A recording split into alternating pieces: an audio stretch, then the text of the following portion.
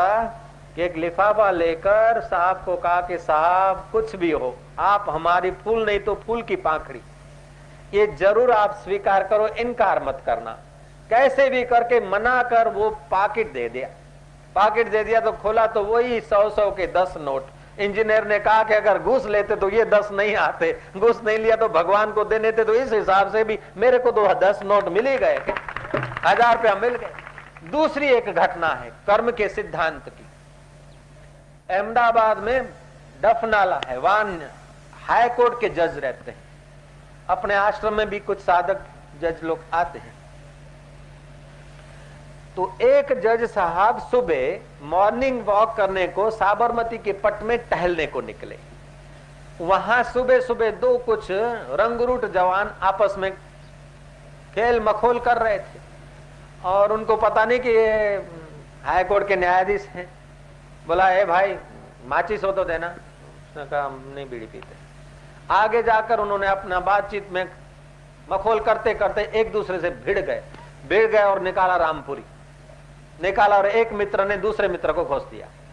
न्यायाधीश घर गए और पुलिस को फोन किया कि वहां ऐसी बिना बनी। महाराज वो केस सेशन कोर्ट में चला, सेशन कोर्ट में चला और घूमता घामता वही सूरती साहब के पास पहुंचा, न्यायाधीश के। उन्होंने देखा कि अरे जिसने दिया सलाई मांगी थी उसका आवाज भी मैं जानता हूं, जिसने रामपुरी निकाला था उसको भी मैंने देखा, और ये एकदम मुजरिम नया आया और एड्रेस तो वही की वही, केस और तारीख तो वही की वही।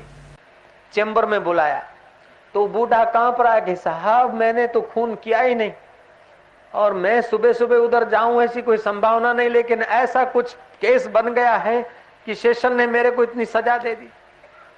साहब बोलते हैं कि भाई सेशन कोर्ट ने तुझे सजा दी है तो विटनेस ऐसी है, मैं कर्म के सिद्धांत में मानता हूं, अगर तूने खून नहीं किया ये बात तो तब मानूंगा कि तू सच बताए तब।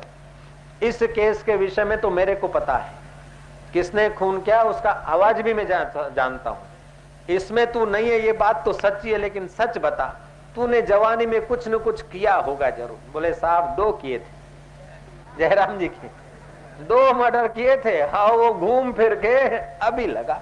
तो कर्म का सिद्धांत, जब पाप आपका एड्रेस नहीं भूलता है तो पुण्य कैसे तुम्हारा एड्रेस भूलेगा। तुम कहीं भी होगे, किसी भी योनि में, किसी भी अवस्था में, अवश्यम भावी करके वो आपके पुण्य और पाप आपका पीछा करेंगे। इसलिए सज्जनों, जो कुछ करते हो पहले मन और बुद्धि भगवान में लगाकर